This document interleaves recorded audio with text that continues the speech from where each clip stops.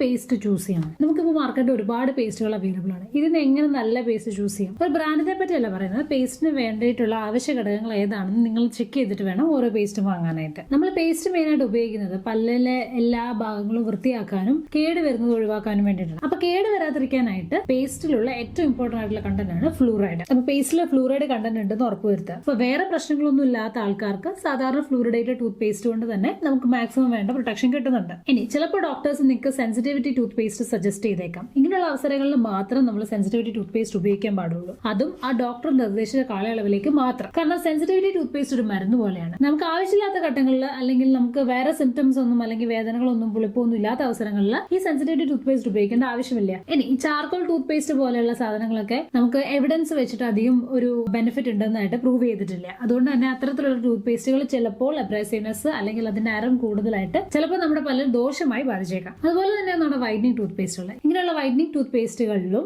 Whitening ചെയ്യാനുള്ള content വളരെ കുറവായിട്ടുള്ളതാണ് കണ്ടെത്തിയിട്ടുള്ളത്. അത് മാത്രമല്ല ചിലപ്പോൾ അതിന്റെ അബ്രാസീവ്നെസ് കൂടിയിട്ട് നമ്മുടെ പല്ലുകൾ വീണ്ടും അല്ലെങ്കിൽ പല്ലിന്റെ ഇനാമിൽ വീണ്ടും തേഞ്ഞു പോകാനും സാധ്യതയുണ്ട്. അപ്പൊ ഇത്തരത്തിലുള്ള പേസ്റ്റുകളൊക്കെ ഒഴിവാക്കുന്നതായിരിക്കും നല്ലത്. മറ്റൊരു ഡൗട്ടാണ് ഈ ഫ്ലൂറൈഡ് ഉള്ള ടൂത്ത് പേസ്റ്റുകൾ നമുക്ക് ദോഷകരമായി ബാധിക്കും എന്നുള്ളത്. ടൂത്ത് പേസ്റ്റുകളിലുള്ള ഫ്ലൂറൈഡ് നമ്മുടെ ആവശ്യാനുസരണം മാത്രമുള്ള ഒരു എമൗണ്ടിലാണ് ഉള്ളത്. അത് നമുക്ക് വായിലുള്ള കേടുകൾ കുറയ്ക്കാൻ സഹായിക്കുന്നത് മാത്രമല്ല, ഫ്ലൂറൈഡ് ഉപയോഗിക്കുന്നതുകൊണ്ട് നമ്മുടെ വായിലെ കേടുകൾ ഒരു പരിധി വരെ നമുക്ക് കൺട്രോൾ ചെയ്യാനായിട്ട് സാധിക്കും. ഇനി അത് എക്സസ് ആയിട്ട് കഴിക്കുന്നതിലൂടെ മാത്രമാണ് അതിന് ചെറിയൊരു ഹാർംഫുൾ എഫക്റ്റ് ഉള്ളത്. അതുകൊണ്ട് ചെറിയ കുട്ടികളിൽ ബ്രഷ് ചെയ്യുമ്പോഴത്തേക്ക് ഒരു വളരെ ചെറിയ എമൗണ്ട്, ഒരു പീ സൈസ് അല്ലെങ്കിൽ ഒരു ഗ്രെയിൻ സൈസ് ഒക്കെ എമൗണ്ട് മാത്രമേ പേസ്റ്റ് കൊടുക്കാൻ പാടുള്ളൂ. അതും നിങ്ങൾ രക്ഷിതാക്കളുടെ ഒരു സൂപ്പർവിഷനിൽ മാത്രമേ തേക്കാനും പാടുള്ളൂ. ഈ ചില കുട്ടികളുടെ പേസ്റ്റുകളിൽ ഒരു ഫ്ലേവർ ആഡ് ചെയ്തിട്ടുള്ളതുകൊണ്ട് തന്നെ അവർ ചിലപ്പോൾ അത് വിഴുങ്ങാനുള്ള ചാൻസ് വളരെ കൂടുതലാണ്. അപ്പൊ ചെറിയ കുട്ടികളിൽ ഇത്തരത്തിലുള്ള ഫ്ലേവർഡ് ടൂത്ത് പേസ്റ്റ് ഒഴിവാക്കുന്നതായിരിക്കും നല്ലത്. പക്ഷെ ഇതിൽ ഏറ്റവും ഇമ്പോർട്ടന്റ് ഉള്ള കാര്യം എന്താണെന്ന് വെച്ചിട്ടുണ്ടെങ്കിൽ പേസ്റ്റ് ഉപയോഗിച്ചാലും ഉപയോഗിച്ചില്ലെങ്കിലും കുഴപ്പമില്ല. പക്ഷെ കറക്റ്റായ രീതിയിലുള്ള ബ്രഷിങ്ങും കറക്റ്റായ സോഫ്റ്റ് ബ്രിസിൽസിന്റെ ഉപയോഗം മാത്രമാണ് നിങ്ങൾക്ക് ബെനിഫിറ്റ് ചെയ്യുക.